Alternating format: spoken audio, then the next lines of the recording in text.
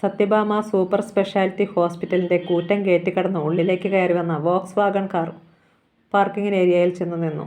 Driving സീറ്റിൽ സുരേന്ദ്രനായിരുന്നു ഉണ്ടായിരുന്നത്. ഇരുവശത്ത് ഇരുന്നത് സത്യയും. തൽക്കാലം ഞാൻ അങ്ങോട്ട് വരുന്നില്ല. നീ ചെന്ന് അവളെ കണ്ട് സംസാരിക്കണം. ബാക്കിയുള്ള കാര്യങ്ങൾ ഞാൻ പറഞ്ഞു തന്നിട്ടുണ്ടല്ലോ, സുരേന്ദ്ര അവളോട് പറഞ്ഞു. എല്ലാം അറിയാമെന്ന വട്ടിൽ സത്യ തലകുലുക്കി. വാനിറ്റി ബാഗുമായി അവൾ കാറിൽ നിന്നിറങ്ങി. പിടിച്ചു കിടക്കുന്ന ചുരിദാറും ഹീൽ ഉയർന്ന ചെരുപ്പുമാണ് അവൾ ധരിച്ചിരുന്നത്. അവൾ ലൈറ്റായിട്ട് ലിപ്സ്റ്റിക് ഇട്ടിരുന്നു. എന്തെങ്കിലും ആവശ്യമുണ്ടെങ്കിൽ എന്നെ വിളിക്കണം, അയാൾ ഓർമ്മിപ്പിച്ചു. അവൾ ഉറച്ച കാൽവയ്പ്പുകളോടെ റിസപ്ഷനിലേക്ക് കയറി ചെന്നു. സന്ദർശകർക്കുള്ള സോഫയിൽ ചിലർ ഇരിക്കുന്നുണ്ടായിരുന്നു. എക്സ്ക്യൂസ് മീ, സിത്താര എന്ന പേഷ്യൻറ്റിനെ കാണാനാണ് ഞാൻ വന്നത്, റിസപ്ഷനിലുണ്ടായിരുന്ന ചെറുപ്പക്കാരിയോട് അവൾ പറഞ്ഞു. 1 മിനിറ്റ്. ചെറുപ്പക്കാരി ഉടനെ കമ്പ്യൂട്ടറിൽ സിത്താരയുടെ പേരടിച്ചു നോക്കി. സോറി, സിത്താരയെ ഡിസ്ചാർജ് ചെയ്തല്ലോ. എന്ന് വിശ്വാസം വരാതെ സത്യ ചോദിച്ചു. ഇന്നലെ. എങ്ങോട്ടാണ് അവൾ പോയത്? സോറി, അറിയില്ല. ഇന്നലെ ഡിസ്ചാർജ് ചെയ്തു എന്ന് മാത്രമേ ഇപ്പോൾ അറിയൂ. സത്യ ആലോചന നഗ്നയായി നിന്നു. ആരാണ് കൊണ്ടുപോയത്? അവളുടെ പപ്പയും മമ്മിയുമാണെന്ന് തോന്നുന്നു. നാരായണ ഹെഡ്ഗെ എന്നാണോ അയാളുടെ പേര്? അറിയില്ല, ഡോക്ടർ നഞ്ചപ്പയോട് ചോദിച്ചാൽ അറിയാം. സത്യ ഒരു നിമിഷം ചിന്തിച്ചു. Okay, thank you. അവൾ ഒഴിഞ്ഞു കിടന്നിരുന്നൊരു സോഫയിലിരുന്നു. എന്നിട്ട് സുരേന്ദ്രയെ വിളിച്ചു. അവൾ പോയി. ശബ്ദം താഴ്ത്തി അവൾ പറഞ്ഞു. എവിടെ? റിസപ്ഷനിൽ നിന്നറിഞ്ഞ കാര്യങ്ങൾ അവൾ അയാളോട് പറഞ്ഞു. ഇനി എന്ത് ചെയ്യും? അയാൾക്ക് നിരാശയായി. ഡോക്ടർ നഞ്ചപ്പയോട് ചോദിക്കണോ? വേണ്ട, അത് ബുദ്ധിയല്ല. വല്ല സംശയം തോന്നി അയാൾ പോലീസിനെ വിളിച്ചാലോ? ആ സമയത്താണ് ഡോക്ടർ രമേഷ് ഭട്ട് ലിഫ്റ്റിൽ നിന്നിറങ്ങി റിസപ്ഷനിലേക്ക് വന്നത്. സോഫയിലിരിക്കുന്ന സത്യയെ അദ്ദേഹം പെട്ടെന്ന് ശ്രദ്ധിച്ചു. അദ്ദേഹം അവളിൽ നിന്ന് കണ്ണുകളെടുത്തില്ല. നീങ്ങു പോരു സത്യ, സുരേന്ദ്ര ആവശ്യപ്പെട്ടു. മൊബൈൽ വീണ്ടും ബാഗിലിട്ട് അവൾ എഴുന്നേറ്റു. ഡോക്ടർ ഭട്ട് പെട്ടെന്ന് അവളുടെ അടുത്തേക്ക് ചെന്നു. മിസ്സസ് ഹെഗ്ഡെ? അദ്ദേഹം സംശയത്തോട് ചോദിച്ചു. അദ്ദേഹത്തെ കണ്ട് അവളൊന്ന് ഞെട്ടി. No, I am not Hegde, I am Miss Pooja. കൂടുതൽ പറയാൻ നിൽക്കാതെ സത്യ ഒന്നും സംഭവിക്കാത്ത മട്ടിൽ പുറത്തേക്ക് നടന്നു. സുരേന്ദർ കാറിൽ കാത്തിരിക്കുന്നുണ്ടായിരുന്നു. അവൾ വേഗം ചെന്ന് വണ്ടിയിൽ കയറി.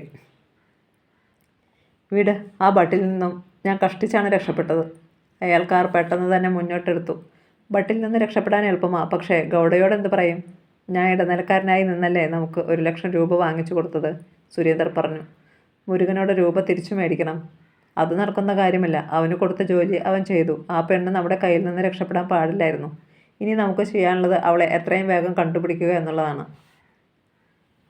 ഫാൽനീർ റോസിലുള്ള ഹോട്ടൽ മോത്തി മഹലിലേക്ക് അവർ പോയി. 3-ാം നമ്പർ ഡീലക്സ് റൂമിൻ്റെ മുമ്പിലെത്തി രണ്ടുപേരും ആശങ്കയോടെ ഒരു നിമിഷം നിന്നു.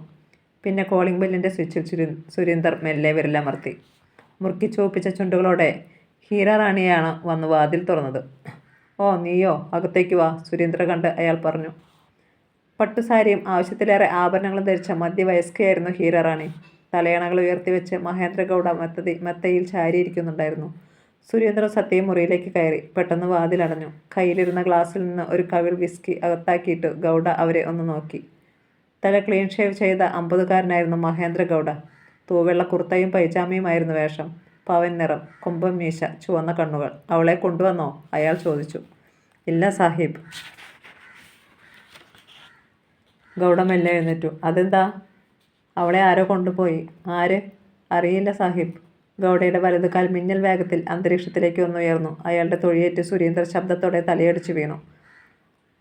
കുത്തക്ക ബച്ച, എന്തിനാണ് നിന്നെ ഞാൻ തീറ്റുപോറ്റുന്നത്? ഭയന്ന് വിറച്ചു സത്യം നിന്നു. വേദന കടിച്ചു പിടിച്ച് സുരേന്ദർ മെല്ലെ എഴുന്നേറ്റു. അയാളുടെ നെറ്റി ചോര പൊഴിഞ്ഞു.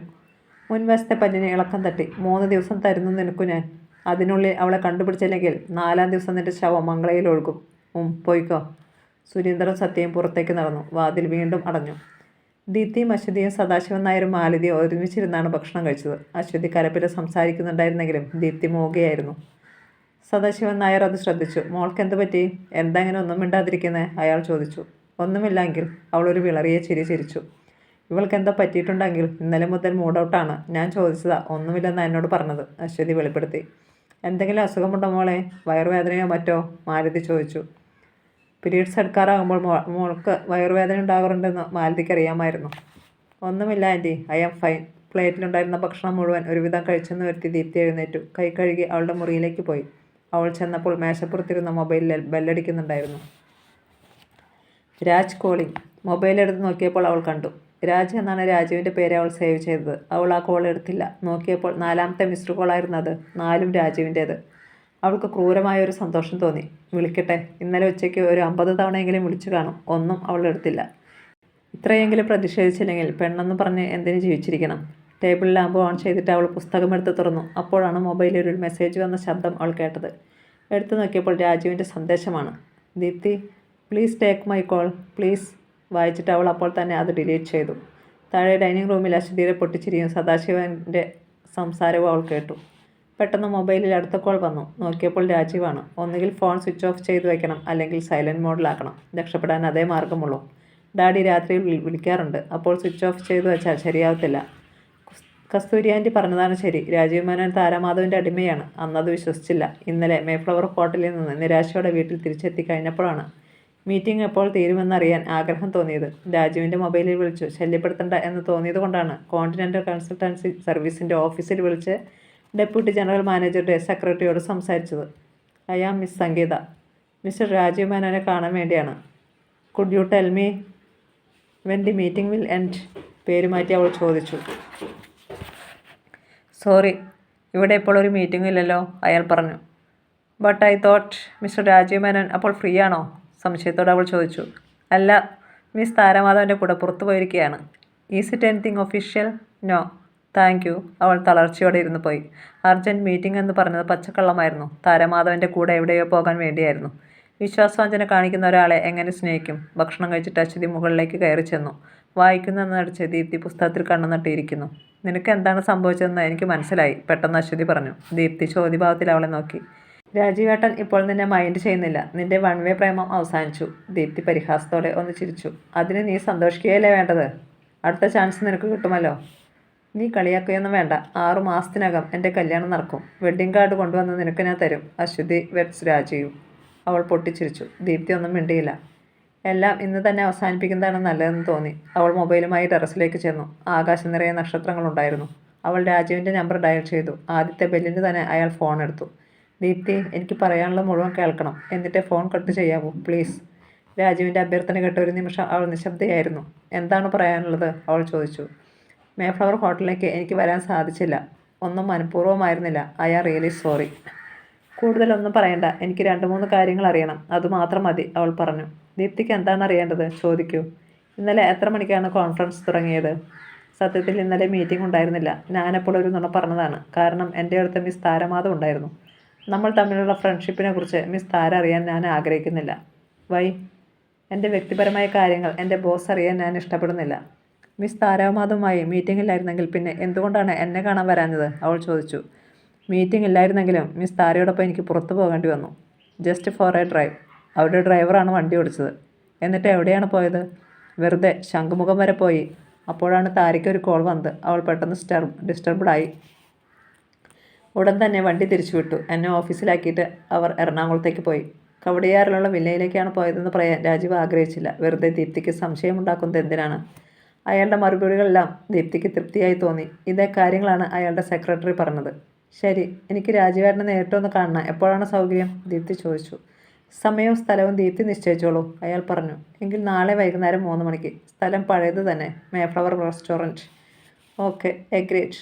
ദീപ്തി ഫോൺ കട്ട് ചെയ്തിട്ട് ടെറസിലെ മങ്ങിയ വെളിച്ചത്തിൽ നിശ്ചലയായി നിന്നു. രാജീവേട്ടൻ്റെ ആത്മാർത്ഥത അളക്കാൻ നാളെ ഒരു പരീക്ഷണം നടത്താൻ പോകുന്നു.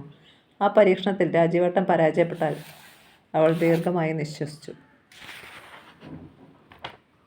സിത്താരയുടെ മുറിയുടെ വാതിൽ ശ്രേയ മൃദുവായി ഒന്ന് മുട്ടി. മമ്മി, ഒരു മിനിറ്റ്, ഉള്ളിൽ നിന്ന് അവൾ വിളിച്ചു പറഞ്ഞു. ശ്രേയ ലിവിംഗ് റൂമിലേക്ക് ചെന്നു. ജയന്ത് നിക്കോളാസ് സോഫയിൽ ചാരി ഇരിക്കുന്നുണ്ടായിരുന്നു. മോൾ ഇപ്പം വരും, അവൾ പറഞ്ഞു. ഇരിക്കു ശ്രേയ. അയാൾ അവരെ ക്ഷണിച്ചു. അയാളുടെ അടുത്തായി തന്നെ അവളിരുന്നു. നിക്കിയെ എന്തോ ചിന്ത അലട്ടുന്നുണ്ട്. എന്താണത്? അയാളുടെ മുഖം കണ്ട് അവർ ചോദിച്ചു.